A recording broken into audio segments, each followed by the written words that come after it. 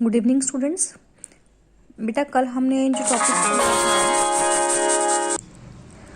वो था school organisation और उसका पर्पस। ठीक है, आज हम जो टॉपिक करने वाले हैं, हमारा टॉपिक है स्कूल संगठन की विशेषताएं, कि स्कूल की जो ऑर्गेनाइजेशन है उसकी क्या क्या विशेषताएं होती हैं। ठीक है, यहाँ पे 4 आपको विशेषताएं दिखाई दे रही होंगी, हमें इसके बारे में पढ़ना है। आपका जो कल का टॉपिक था वो आप सबने क्लियर कर लिया होगा। अगर अभी भी कोई डाउट आपको लगता है तो आप मुझसे क्लियर कर सकते हैं। ठीक है, देखिए ज़रा क्या लिखते हैं स्कूल संगठन की विशेषताओं के अंदर। तो कह रहे हैं स्कूल जीवन के विभिन्न पक्षों को इस प्रकार में समन्वित करना कि परिणाम स्वरूप एक सुव्यवस्था उभर कर आए। कि स्कूल के जीवन के जितने भी पक्ष हैं उसको हम इस तरीके से लगा दें कि रिजल्ट में एक अच्छी व्यवस्था सामने दिखे, जिससे स्कूल का जो कार्य है, संचालन है, वो अच्छे से हो सके।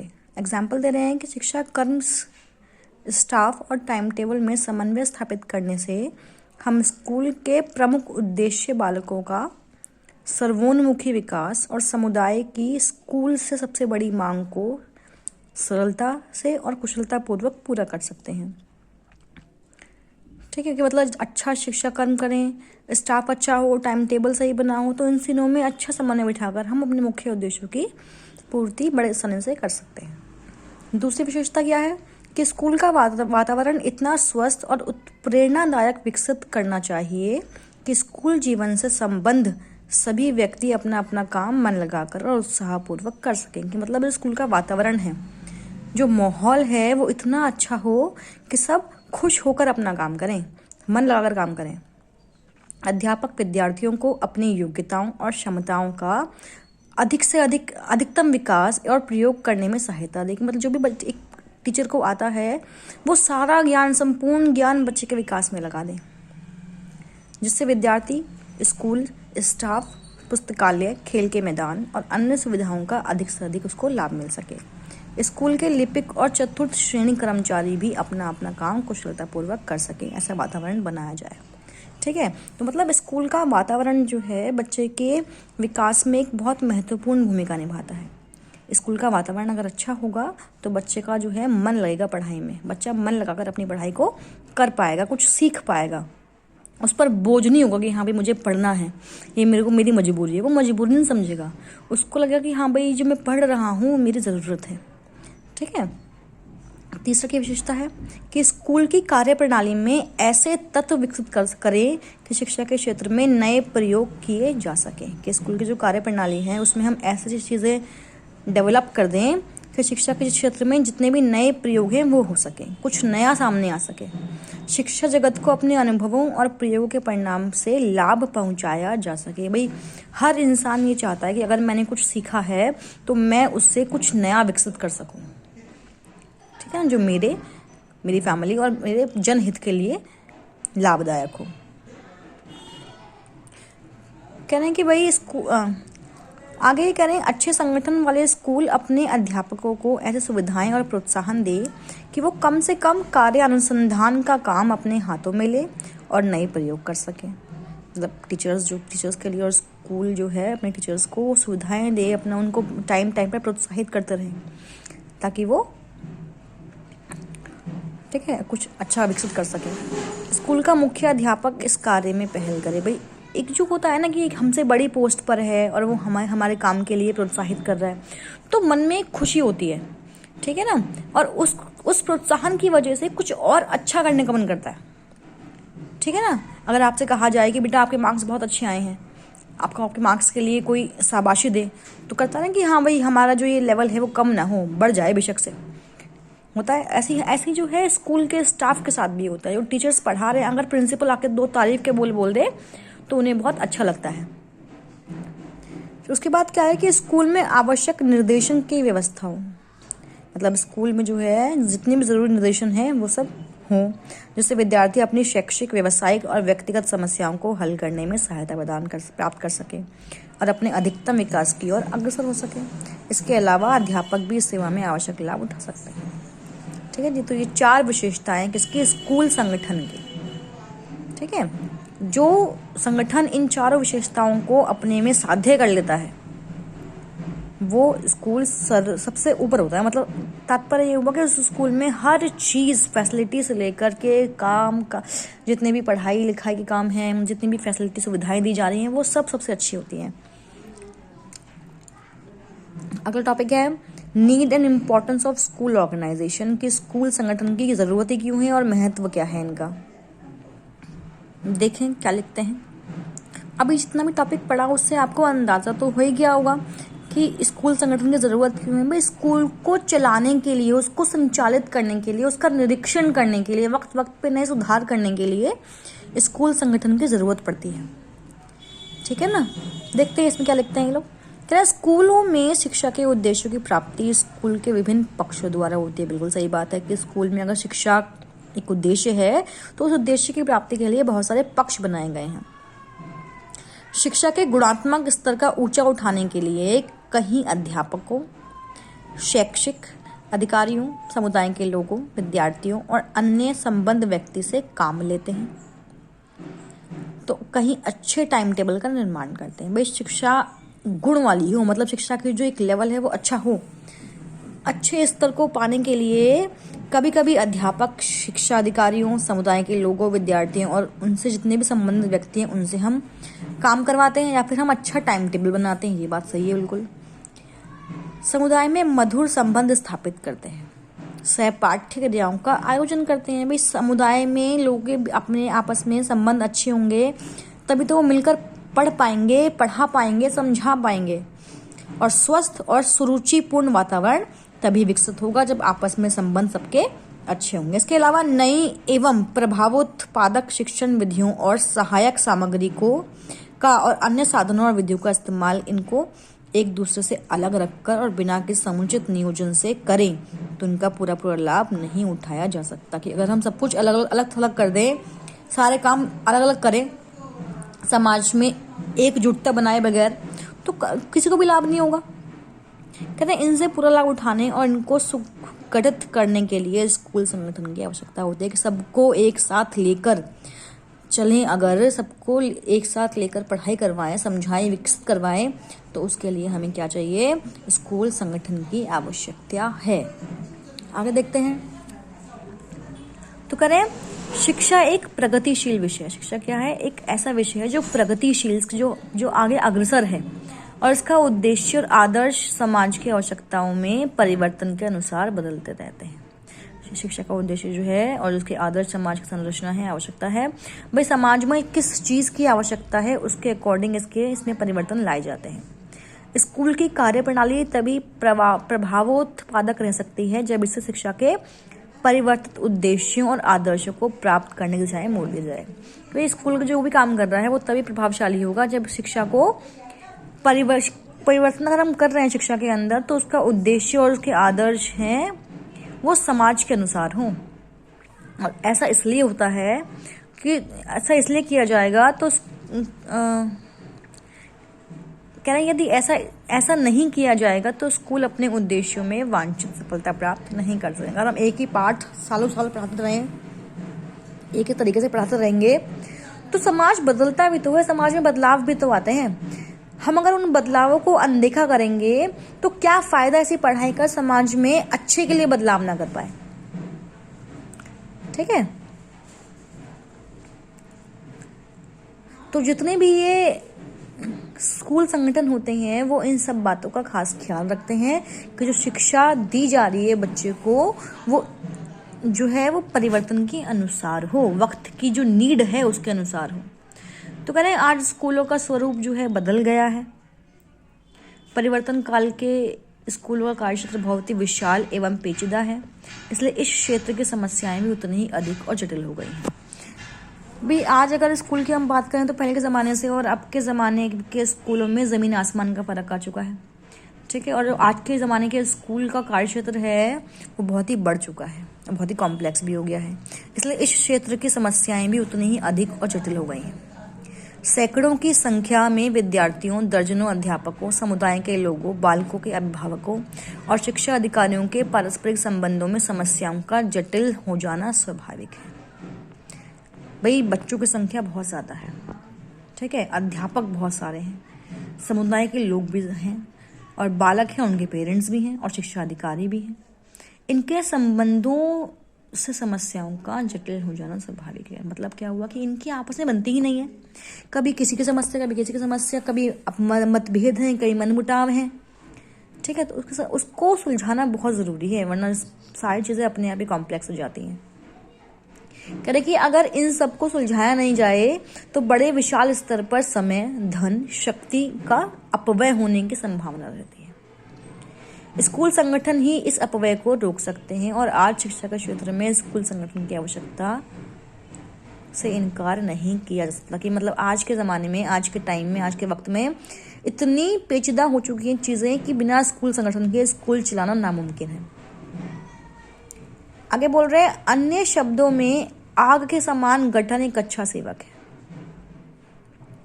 परंतु एक बुरा स्वामी है। कह रहे आग जो है मनुष्य का नियंत्रण में होती है तो मनुष्य के लिए अत्यधिक उपयोगी होती है, परंतु जब इस पर मनुष्य का नियंत्रण नहीं रहता तो ये भयंकर विनाशकारी सिद्ध होती है। आग का एग्जाम्पल दे रहे हैं, आपको कंपेयर कर रहे हैं संगठन से कि जो है सेवक है लेकिन बुरा स्वामी भी हो सकता है।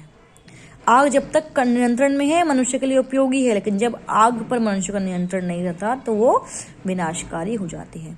तो उसी प्रकार जो गठन है, गठन जब संस्था के मुखिया के अधीन रहता है तो वो उपयोगी है। मतलब क्या हुआ कि गठन के विभिन्न तत्व, योजना, मानवीय एवं भौतिक सामग्री, मूल्यांकन, तालमेल आदि स्कूल के मुख्य अध्यापक के हाथ में ही रहने चाहिए। अगर वो मुख्य अध्यापक के हाथ से निकल गया और खुद की मनमानी करने लगा तो वो सब कुछ बर्बाद कर देगा। कह रहे हैं स्कूल की आवश्यकताएं समय समय पर परिवर्तित होती रहती हैं, इसलिए गठन के विभिन्न तत्व लचीले होने चाहिए ताकि आवश्यकता अनुसार मुख्य अध्यापक उसमें परिवर्तन कर सके। मतलब जब वक्त मिले, जब आपको लगे कि हाँ भाई अब परिवर्तन की नीड है, तो परिवर्तन करने का अधिकार किसको हो? सिर्फ मुख्य अध्यापक को। आपका संगठन इतना लचीला होना चाहिए।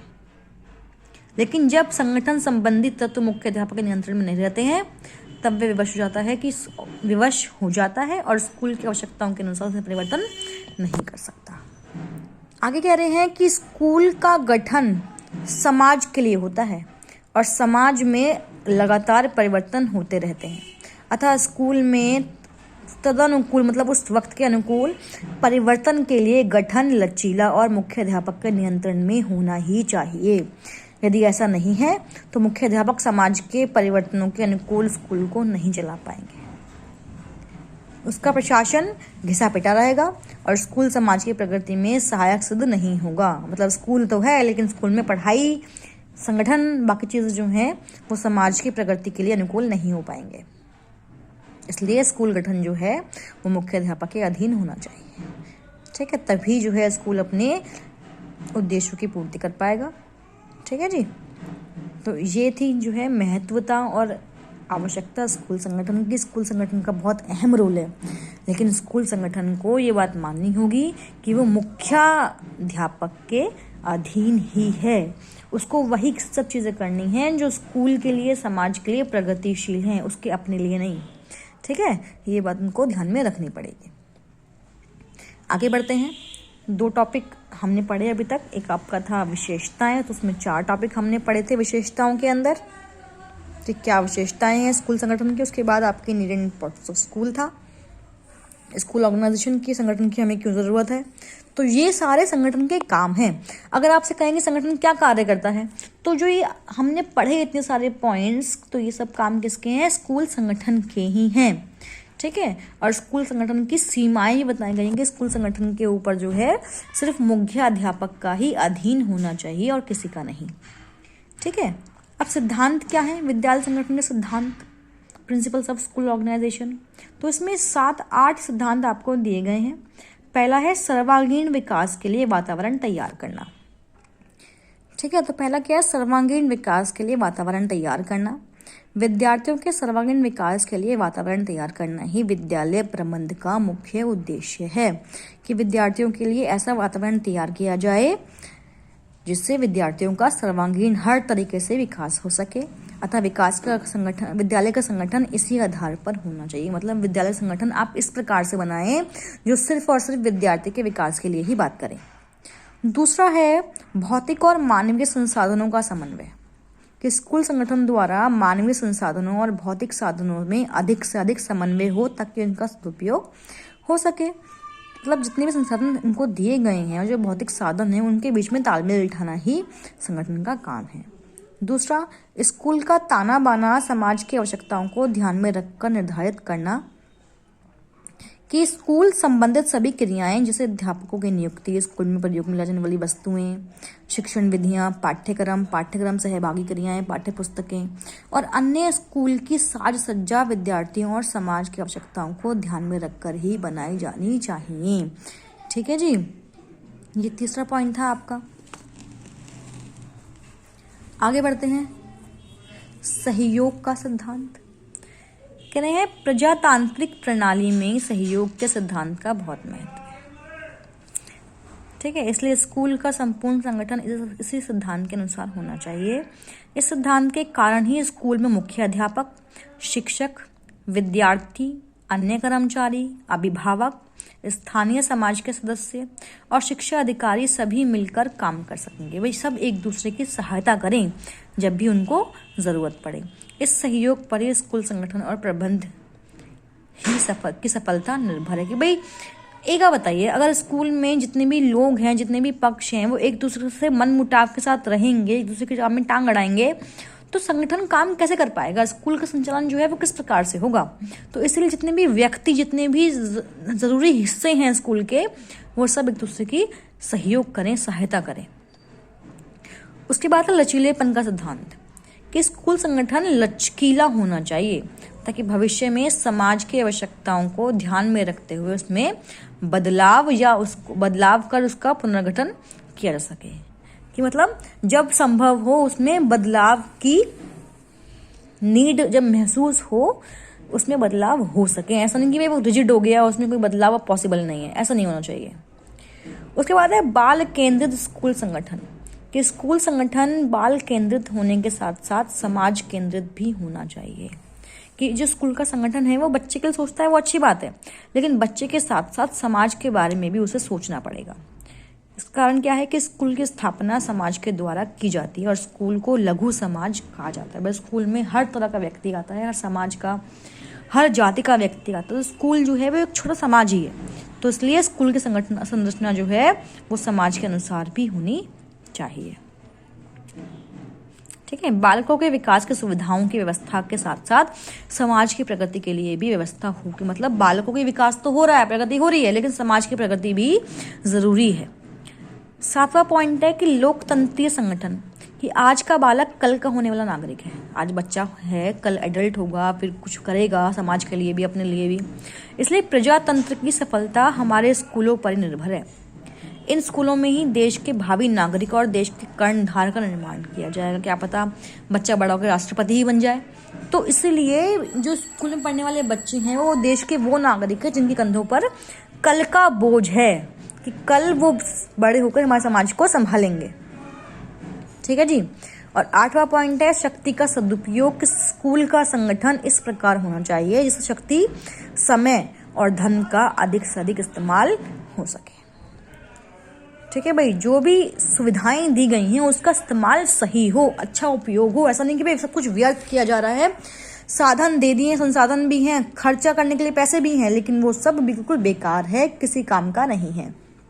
तो ऐसा नहीं करना है।